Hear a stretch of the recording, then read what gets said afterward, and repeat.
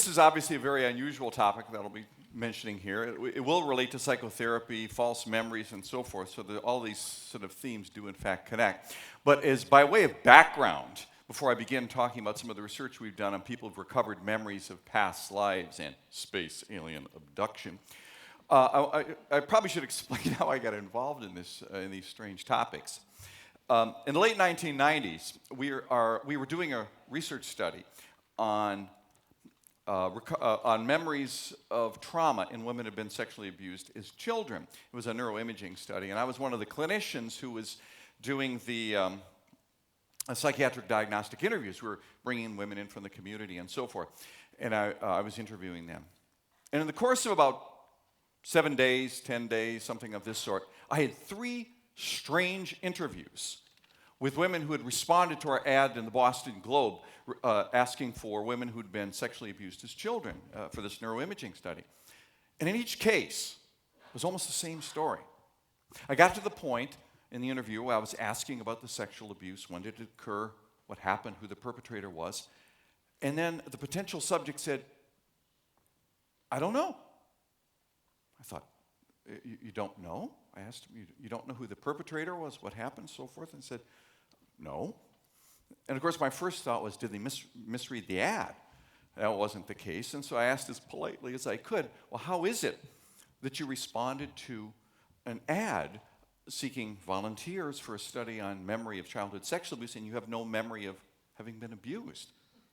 And I said, oh, well, I eat too much, and I make myself throw up. I get tense around my grandfather, and I don't know why. I have these terrible dreams that I cannot explain. I'm having difficulty with my mood, which goes up and down. I occasionally have sexual problems. What else could it be? I must have been sexually abused, and I can't remember it. So they were attributing all sorts of different psychological difficulties to memories of sexual abuse that have been banished from their mind. At the time, this is the late 1990s, and the memory wars were really going strong, especially, I might add, in Boston.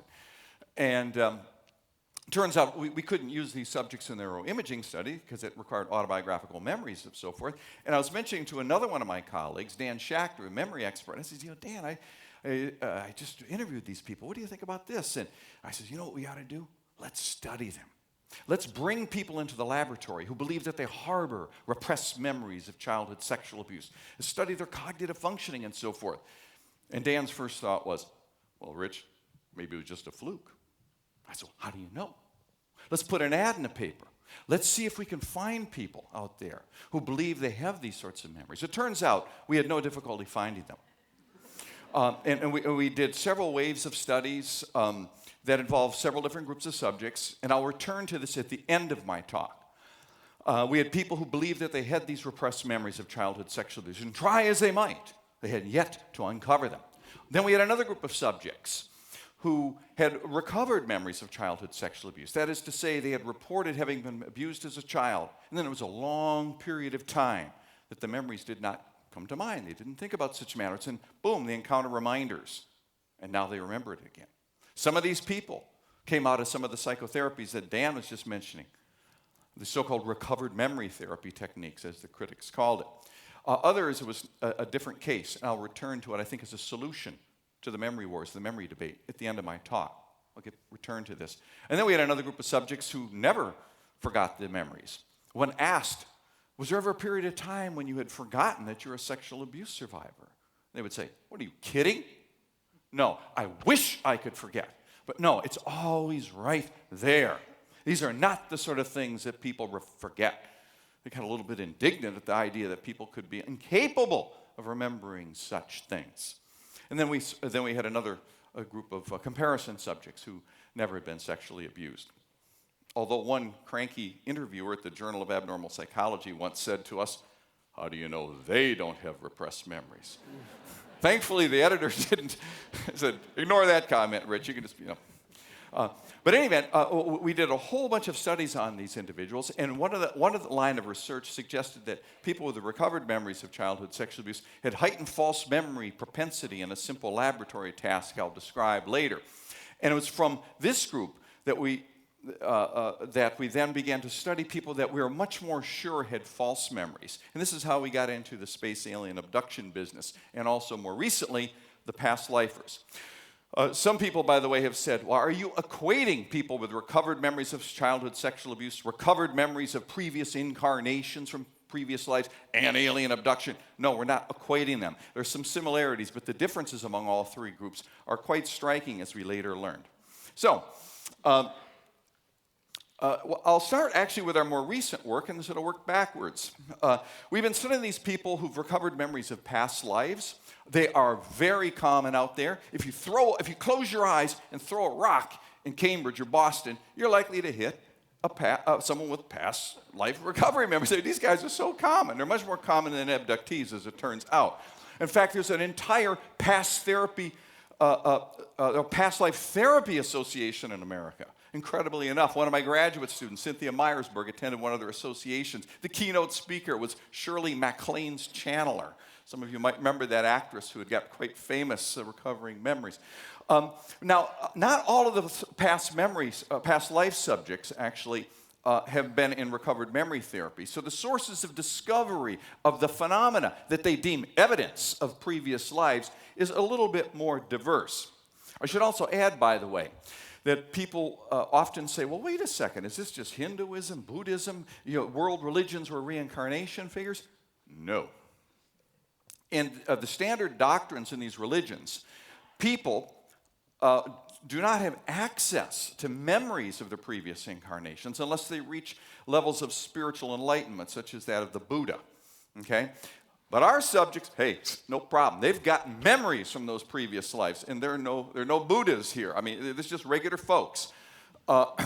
So, some of the evidence for this. Some people have dreams that seem to be so vivid, they say, no, it's not like a regular dream. This is a memory from a previous life in treating. Then, of course, there's therapy. There's this whole past therapy association. And there's therapists who are sending us subjects. Deja vu experiences. People have these feelings that I've seen this before, I've been here before, but they say, no, this couldn't be the case. What else could it be? Past memories. And what they call flashback memories. They would have these sensory memories that were very vivid that they attributed not to, say, obsessional ideation or vivid memories of other events, but those of previous lives. Some of the past lives of the people who have come to our lab, they're really quite a diverse group. A lot of times people think that past lifers only have past lives of being kings and queens and things of that sort. We've had a few of those. We've had some British royalty, but most of them are not like that, actually. We've had an assistant to the Pharaoh of Egypt, a Druid priestess, a paperboy, 19th century Boston, selling newspapers. All right. Mark Twain's wife, the 19th century author. A space alien in a previous life. So very, very different things. And then a polar bear. So, I mean, you find it's a very rich, imaginative group. They're very high on absorption and things of that sort. I'm going to present you only a little bit of the data here that speak to some of these folks. One of the issues here is, well, how about the psychological payoffs? What do people get from that? Is there any sort of correlations here?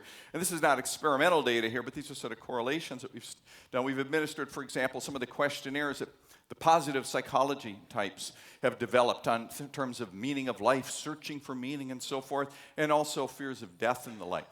And by the way, our subjects here I'll be describing, we've had 40 of them that we've recruited. The mean number of past lives, as you can see, is 5.35. We had originally just assumed naively that these subjects would have only one past life. So when we're doing our consent forms, we have to say how long the study's going to be. These interviews lasted longer than we thought, especially with the subjects that get up to 22 lives. Our control group, comparison group, they have only one life, their current one. Now, interestingly, when we take a look at people who score high in this searching for meaning scale, actually, there's no difference between the past lifers on the left and the control subjects on the right. But interestingly, on the presence of meaning of life, are you really content with your life? You've really found meaning in your life. The past lifers beat out our other Cambridge, Boston residents who enrolled in this study. So they got an edge on them. They also have an edge up, too, when it comes to death anxiety. How anxious do you get when you think about your death? The past lifers, significantly less death anxiety. They're not worried about this. They got another one to come. Death depression scale, same thing. Same thing. So they have less distress about this. Okay. We've also done some work on latent inhibition and creativity in these individuals. So there's interestingly enough, you've got the very same processes that lead to really these unusual sorts of beliefs and experiences that may have some adventitious positive benefits. Latent inhibition, what this refers to, this is the capacity to screen out irrelevant stimuli. So, for example, if someone is exposed to a stimulus again and again and again, it doesn't predict anything of significance, then most of us sort of screen that out, and it's difficult for us to learn a new association to this previously irrelevant stimulus. That's latent inhibition, keeps us focused. Now, on the other hand, folks who have low latent inhibition, difficulty screening out these measures, they also show psychosis proneness. So this is kind of a bad effect of this. But it's also associated with creativity, especially in people with above average intelligence. So we actually studied latent inhibition in our lab here. And the way this works is a pre-exposure phase. So the subject is sitting in front of a computer screen, and they also are wearing a headset. And what they hear is an audio tape. It's 30 audio tape nonsense syllables played 5 times. So they're hearing these syllables again, and then again the same tape 5 times. Now, their task is to count how many times the nonsense syllable BIM occurs. So they're counting that, counting up the... Now, meanwhile, superimposed on this tape are 31 bursts of white noise, each lasting for a few seconds. So you hear these words like blick and junk and BIM, and then you hear this shh, shh, this white noise, okay? White noise predicts nothing, right? Totally irrelevant. You're supposed to ignore that white noise. Focus on the BIM. Count the BIMs. The white noise, however, these are going to be the target stimuli later. Then we give them this test phase. And what we do is we replay the audio tape. Same thing, nonsense syllables plus the white noise burst. Now this time, however, on the computer screen, these yellow discs appear on the screen. One and it stays there. And the next one, all these discs appear, okay? Now, each disc appears prior to the offset of the white noise burst. So the white noise burst is predicting the onset of these yellow discs, these yellow circles here. The subject's task is to identify the auditory stimulus that signals the appearance of a yellow circle, the white noise.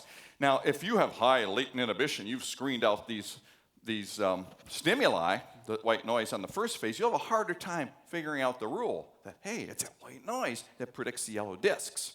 On the other hand, if you have low latent inhibition, you'll get it. So the very trait that predicts psychosis predicts success here, and also predicts creativity in many cases. We also gave subjects some other measures as well. So we asked them what this is the answer to this question here, but we also gave them the creative achievement questionnaire. So this is documented creative achievements. Did you publish a poem? Have you been a choreographer for a dance production that had gone on? These are some of our past lifer subjects, an interesting group of people. We also gave them the divergent thinking task. This is how many different uses for a brick, things like this. And then also a creative personality scale. Do your self-described traits correlate with those of people in creative professions, such as art and architecture and the like? So, the results, what we found here with the latent inhibition is that we find on the left here the past lifers are actually getting the rule more often than the controls are. So here you have a situation that with the low latent inhibition, in some people correlates with psychosis, actually leads to success actually in this particular task. With divergent thinking, the past lifers are scoring higher on that. With the fluency measure, the originality of the uses for a brick is also higher, and also the flexibility, moving between categories. So the very thought processes that lead to false memories of past lives also are correlated with these sorts of processes. They're also scoring higher on the creative personality scale. And finally, there's a trend, but not significant, that they actually had more documented levels of creative achievement. So we find that here are these individuals with these sorts of past memories. They don't have high levels of psychological distress. They have less worry about death. They have more meaning in their life, and they have all these trends towards creativity. Now, our second group of studies, and these are the ones we actually did earlier here. The question here is very similar. Why do people who are not psychotic and apparently sincere come to believe really incredible things, such that they have a past life as a polar bear, as Mark Twain's wife, and so on and so forth? Or in this case, why do some people believe they've been abducted by space aliens? Well, one hypothesis, if you ask that question, one answer to this question is, well, because they were abducted by aliens. I mean, as people say, well, of course they believe it. That's what happened. Well, they just tell you the truth. As a matter of fact, this gentleman right here, John Mack, who's a very famous professor at Harvard University, Department of Psychiatry at Harvard Medical School, John kind of sort of bought that hypothesis. He's a very well-known guy. He was also a psychoanalyst, a very nice fellow. He passed away a few years ago. But he wrote won the Pulitzer Prize, 1977, for a psychobiography called Prince of Our Disorder, about Lawrence of Arabia, T.E. Lawrence.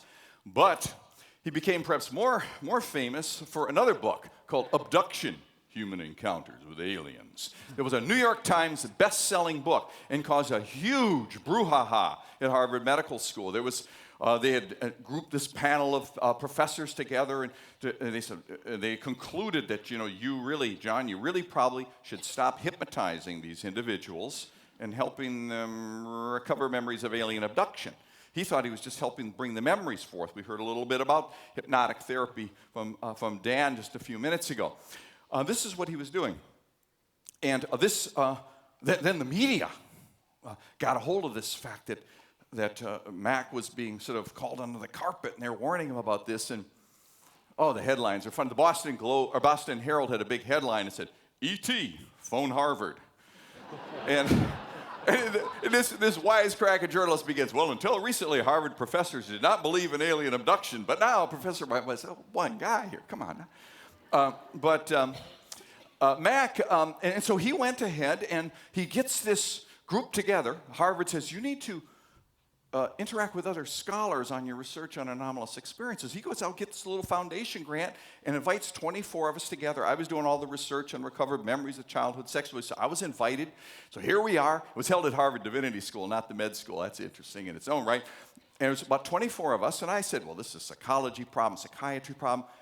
And there's these guys who are astrophysicists, there's astronomers, and I'm thinking, what are you guys doing here? Well, how far is it to that? How long would it take those guys to, Okay, so very interdisciplinary. But what the idea here was to foster research on this topic.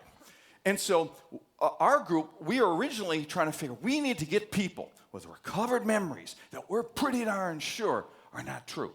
We were about to study the satanic ritual abuse cases. But after I attended this conference, because I asked this group, there were 6 alien abductees on a panel, these very interesting, very nice, very bright people, and I said, I'd like to do a study on whether or not when you recover memories of alien abduction, these traumatic encounters, as you described it with these extraterrestrials, do you show the psychophysiological hallmarks of post-traumatic stress disorder, PTSD? That's a totally reasonable hypothesis. Or, of course, do you have to be really exposed to horrific trauma? We've done work with CSA, rape victims, and war veterans, and so on and so forth. The question is, in my mind, of course, I'm thinking of it, do false memories of trauma drive a physiology hitherto attributable only to genuine traumas, right? So these subjects are interested in doing this. And so I told Mack, I told John, I says, I think I'm going to go into the space alien abductee business. And he said, how are you going to get your subjects? I said, I'll put an ad in the newspaper. And he goes, Rich, if you do that, you're not going to get real abductees. I said, what do you mean, not real ones? And he said, well, you're going to get people calling up and just playing jokes and doing all this kind of stuff. And, there won't be really real experiencers. Now, experiencer is the code word for an alien abductee, just for the record. you'll get real experiences. And initially he was right. I mean, just to give you a quick example of this, I've worked in phobias, panic disorder, PTSD, OCD, This field is different. And we would get these answering machine messages, come into the lab, and we had this one guy, for example, every morning for about 2 weeks, the light would flash, and we hit the message, and the message would go something like this. Making like he's some kind of an alien himself, delete. And this went on day after day for about 2 weeks.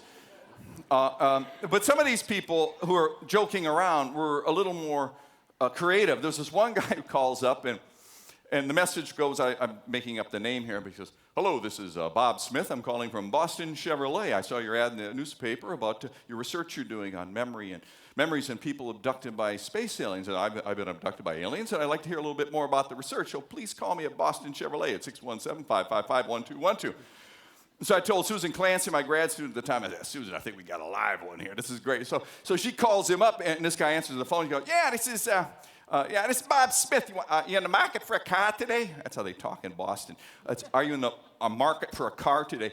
No, I'm not in the market for a car today, but I did get your message that you're interested in participating in our research on people who've been abducted by aliens. He goes, aliens? What are you talking about? And then all of a sudden you hear all the other salesmen at Boston Chevrolet laughing as the real Bob Smith slams down the phone. But it turns out, though, we did get the subjects. We did get abductees. They're harder to get than past lifers. And it caused quite a big uproar, all this crazy stuff about these guys here. Here's a Psychology Today article about Mac and myself and my student Susan Clancy cracking the Harvard X-Files.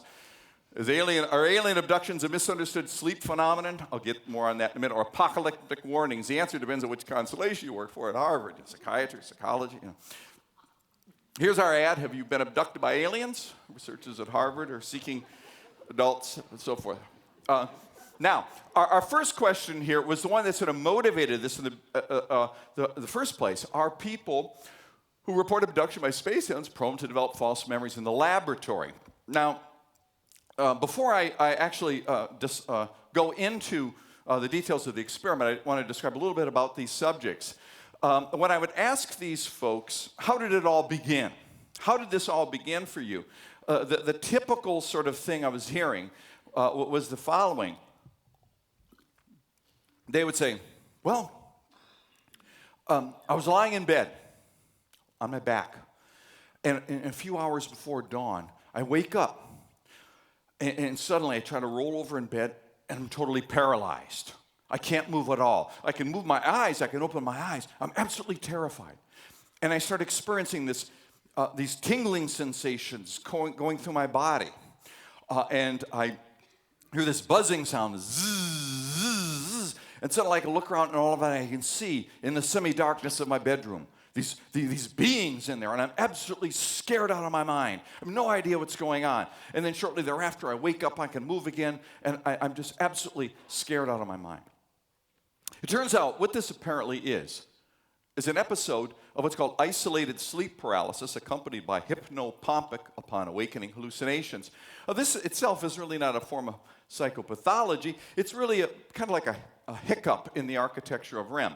What's going on is that in rapid eye movement sleep, REM sleep, the stage of sleep we do most of our dreaming, we're entirely paralyzed, except for our eyes. That's a good thing, too. Otherwise, you might act out your dreams and hurt yourself.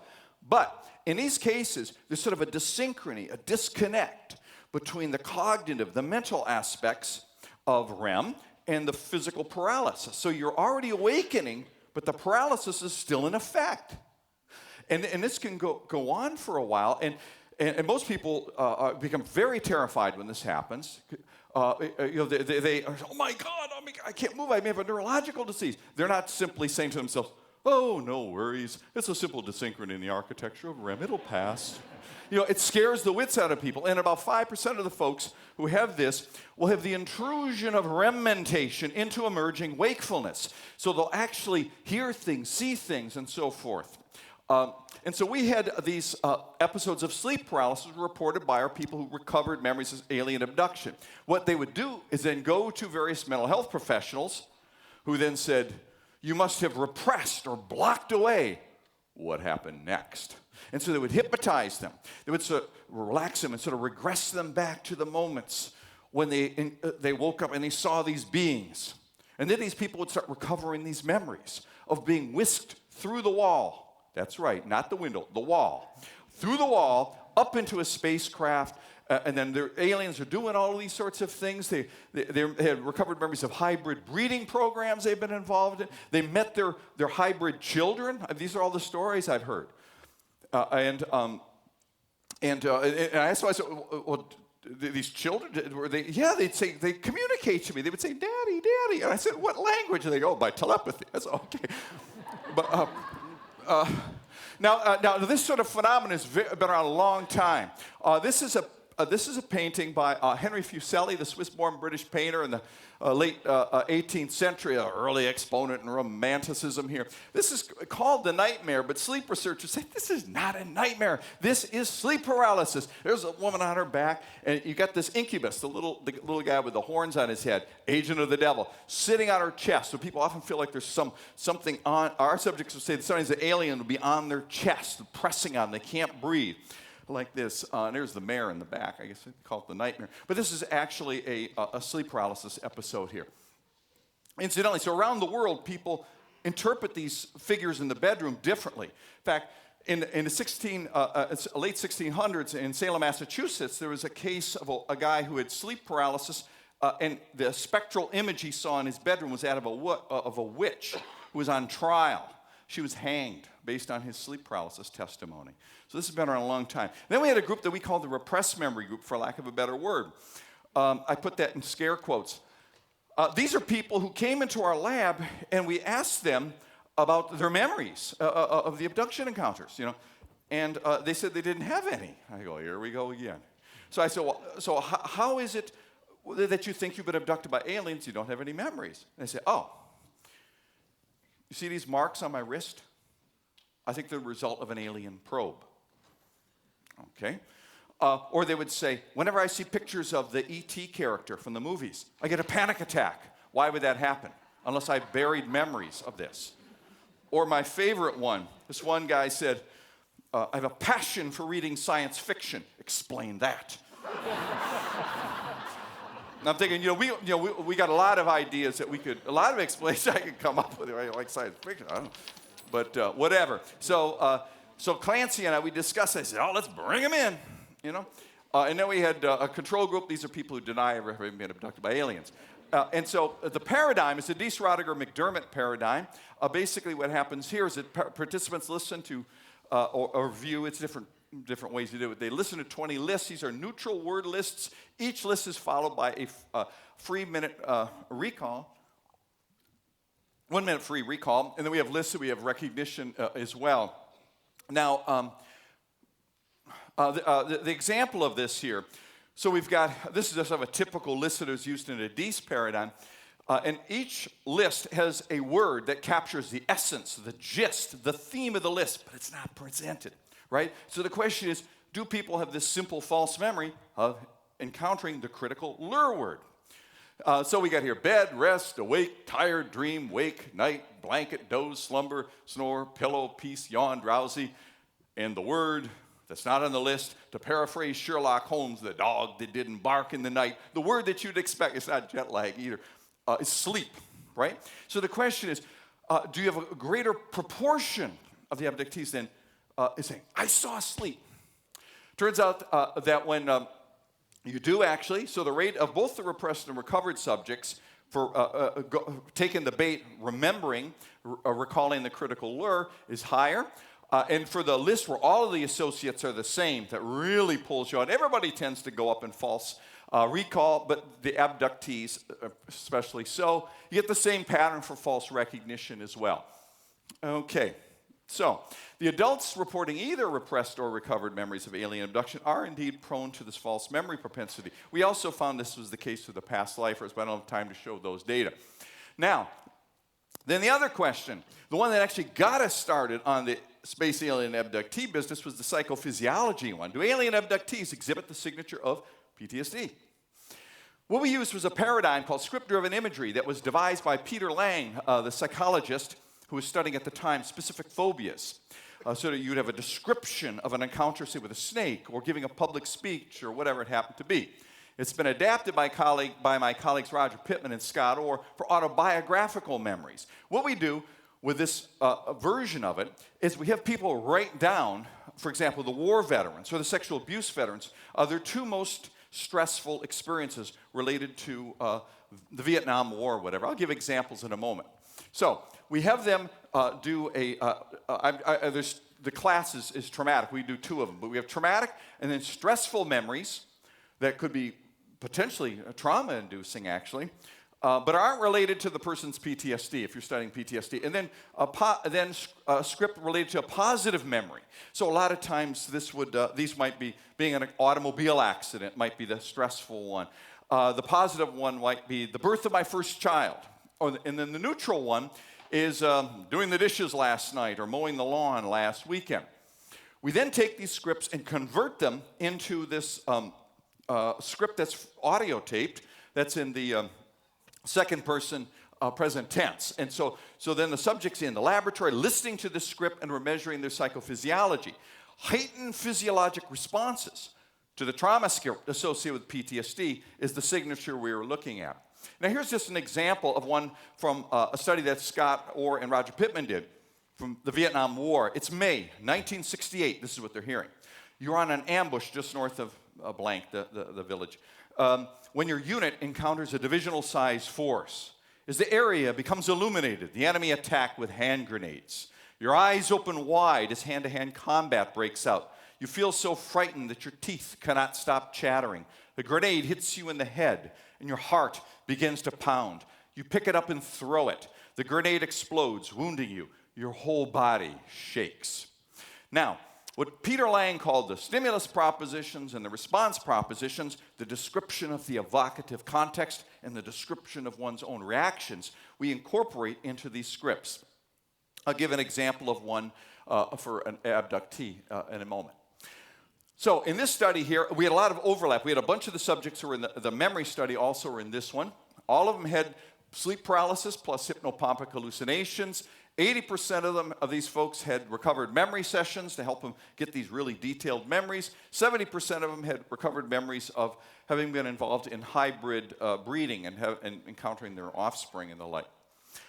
They're also very interesting. They've got a lot of sort of new agey sort of beliefs. They're into foretelling the future, astrology, bioenergetic healing therapies, belief in ghosts, and importantly, I'll come back to this in a moment, 90% of them saw them as very spiritual people. We did psychiatric diagnostic workups on them. We had one case of current clinical, subclinical PTSD. Nobody actually had PTSD, but we had a number of them who fell just short of diagnostic criteria linked to their abduction memories. Panic disorder, anxiety disorder due to alcohol, specific phobia of insects, bipolar disorder, NOS. Past psychiatric diagnosis, this includes the other one plus two others, major depression, alcohol abuse, cannabis dependence. Our control group, these are individuals who'd never been abducted by aliens, according to them. One case of sleep paralysis. This woman just had the paralysis. I asked her, what did you think was happening? She said, I was terrified. I thought I had a neurological disease, but then I was able to move again, and it never recurred. So, I guess that was weird. Didn't really, it's a strange experience, very odd.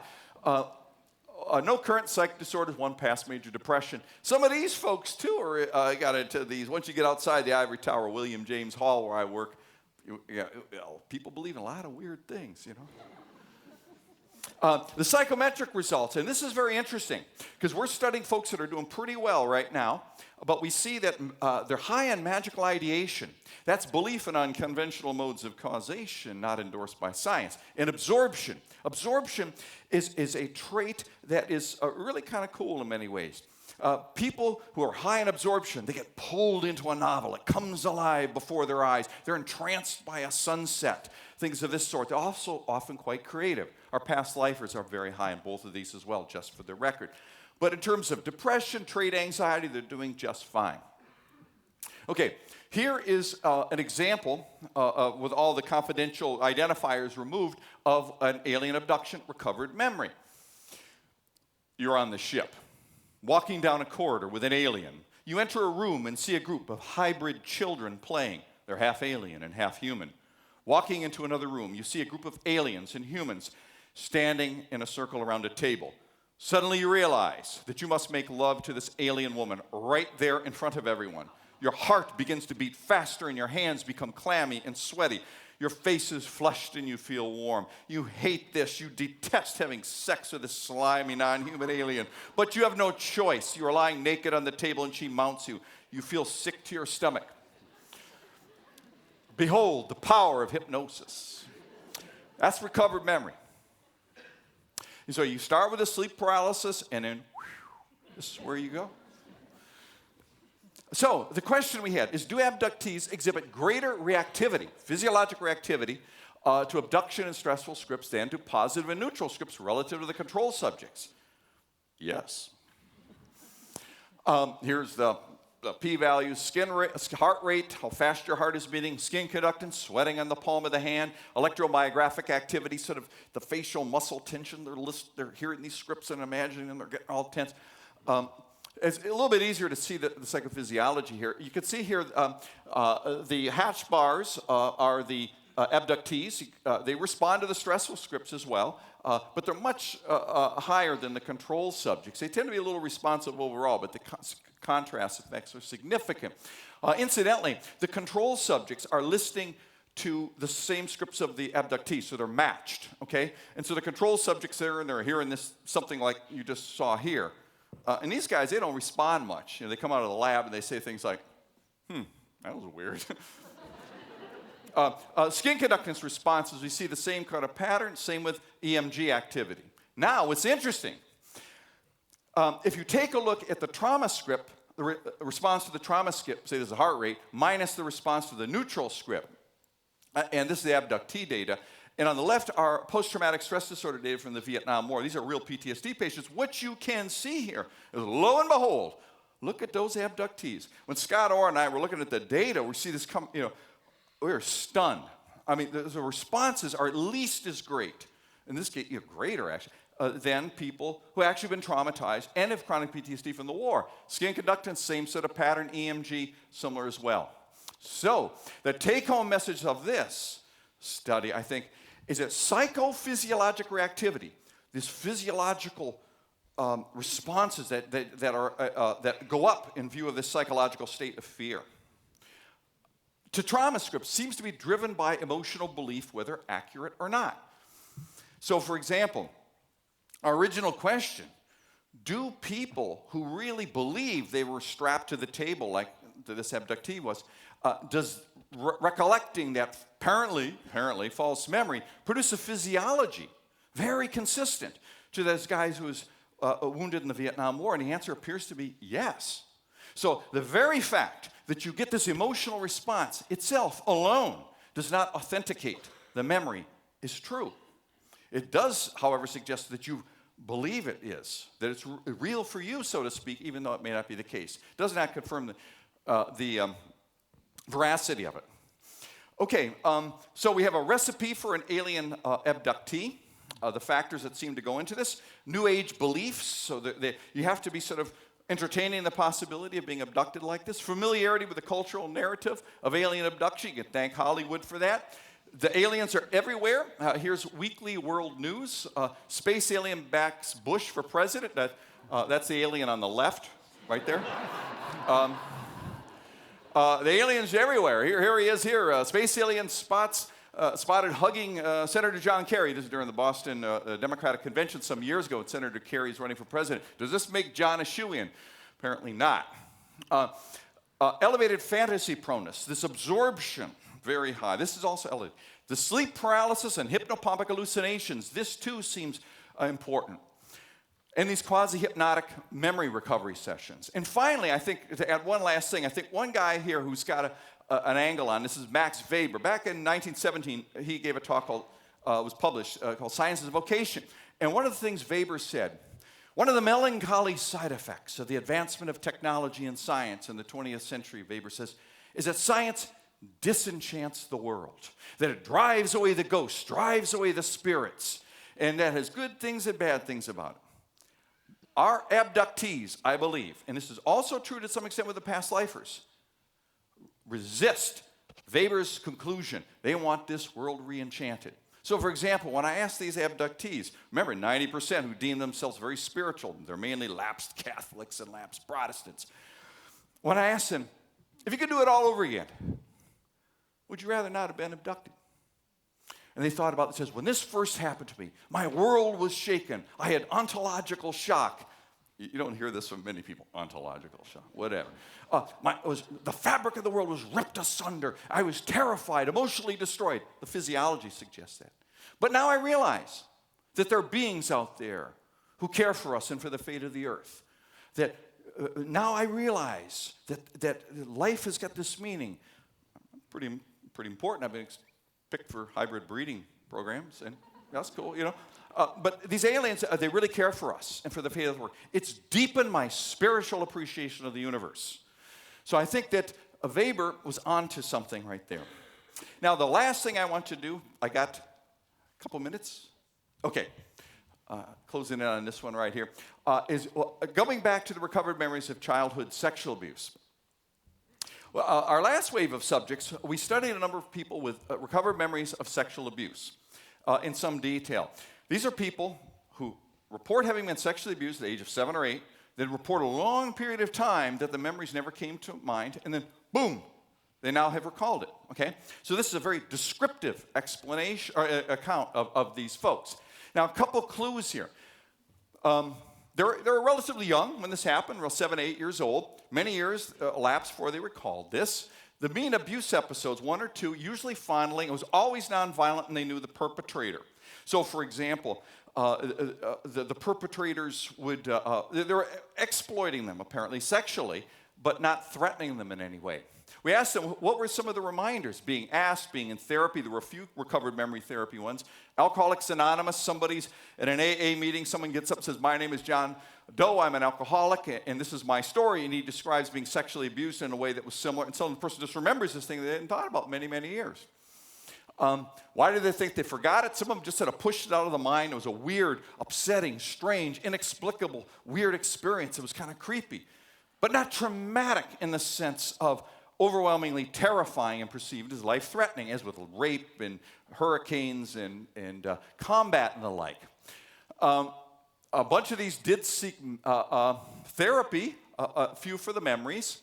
And most of them described it as unpleasant and distressing, but only 2 described it as traumatic. And these 2 are the ones that actually are quite suspicious because it was so bizarre. Only 2 remembered it as sexual, but 16 said they knew it was wrong. What did they say? They said, well, you know, my uncle or my grandfather would say, well, this is how I show how I love you. But shh, don't tell anybody. And these 7, 8-year-old kids are saying, why is he whispering? So they knew there was something wrong. This is how they're described. Something was not right about this. They reported multiple adverse events. And then when they encountered reminders, it was only then that they said, oh my God, that was my grandfather. The way he used to touch me when we used to watch TV. He was rubbing my crotch. That's sexual abuse. And so now it was traumatic for them. But not at the time it occurred. Now, this then suggested to us that we may have a third explanation for these sorts of phenomena that people describe. The first one is the repression or dissociation explanation. This is the idea that the mind protects itself by banishing memories of abuse because they are so traumatic to the person when they first occur. And then, moreover, the victim is unable to recall the memories until it's safe to do so, often with the specific aid of recovered memory therapy. Okay? So this is sort of the classic repression dissociation now. David Spiegel sort of pulls a lot of this together. He says here, the nature of traumatic dissociative amnesia, this traumatic repressed memories of sexual abuse, this is from his book called Repressed Memories, is such that it is not subject to the same rules of ordinary forgetting. It is more rather than less common after repeated episodes. The idea then is that the more that you've been sexually abused, the harder it is to remember that you were ever abused. That a whole group of memories get kicked out. Not just 1 or 2 that you can confuse with another, but everything's repressed because the person is learning some sort of skill to dissociate. It involves strong affect. So in other words, the memories are all blocked out precisely because they were so traumatic. And it's resistant to retrieval through salient cues. So a therapist who says to you, did someone ever do something to you when you were a child that was sexual and made you uncomfortable. That's just an ordinary assessment question. That sort of a thing is not going to bring the memory back, according to the repression idea, that you have to do special efforts to pull it out. Now, the false memory explanation is that because stress hormones released at the time of a genuine trauma that provokes terror strengthen memory for the central aspects of the experience, reports of previously repressed memories are likely false. This is the idea that if someone says something, they've repressed these horrific memories, that it's probably a false memory, especially if it occurs during recovered memory therapy. But there's a third explanation, possibly, for this type of phenomenon. It's not just simply a middle ground idea that, well, yeah, sometimes you repress them and sometimes they're false, and no, I think it's a different take on this. What I think might happen in some of these cases is that somebody is fondled or molested, but the child doesn't understand what the heck is going on. They're not being threatened. There's no violence. And so it's not a trauma in the narrow sense of the word. It's not terrifying. The kid doesn't understand it as sexual abuse. They don't have the concepts for that at the age of 7. At least our subjects back in the day, who are now in their 40s and we studied them, had that. There are many times there's absent retrieval cues. The perpetrator dies, the family moves to a neighbor. They don't think about these weird experiences for a long time. And then they encounter a retrieval cue. And boom, it comes right back. Not piece by piece in these fragments, but boom, the memory just comes back. And they're, oh my God. And then they have a retrospective reappraisal of its meaning. Now, as an adult, they look at this, oh my God, that was sexual abuse. That was my grandfather, my uncle. This is a biological relative, incest. You can see it as that way. And then you get these sorts of shocks. Hence, we can have a recovered memory in this purely descriptive sense that was not a repressed memory or dissociated memory, and that was not traumatic when it actually occurred. So I think you can have something that descriptively fits this without any reference to trauma or repression at all. Indeed, people exposed to traumatic events, those that provoke terror and fear of life at the time of occurrence, they are rarely, if ever, truly incapable of remembering these things. They may not think about bad events for a long time, but that's a different sort of a thing to being incapable of doing so. And not thinking about something for a long time is not the same thing as being unable to remember it, which is what the repression hypothesis requires. Thank you very much for your attention.